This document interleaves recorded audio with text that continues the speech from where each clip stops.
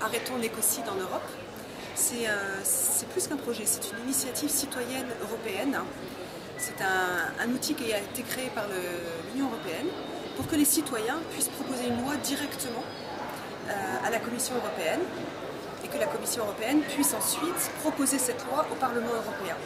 En fait, on fait un projet de directive européenne pour lutter contre la destruction des écosystèmes.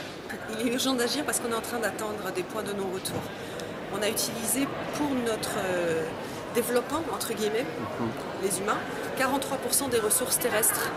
Et on sait aujourd'hui que si on atteint 50% d'utilisation des ressources terrestres, on s'achemine vers une extinction des espèces sur Terre. Donc c'est un discours catastrophique que personne ne veut entendre parce qu'il est trop effrayant. Mais il y a un moment donné, il faut se prendre en main, au moins en tant que responsable de l'avenir de nos enfants et des générations futures.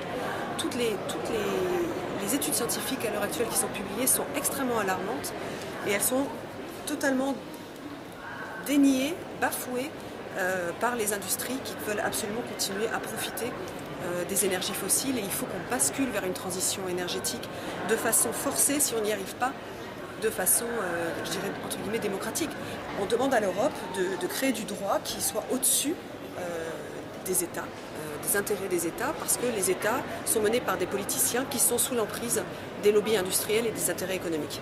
Grâce à cette initiative citoyenne européenne, les citoyens peuvent soutenir un projet de loi directement, sans attendre qu'il y ait des élections. On a jusqu'au 21 janvier 2014 pour récolter 1 million de signatures. Voilà. Cette initiative, elle appartient à tous.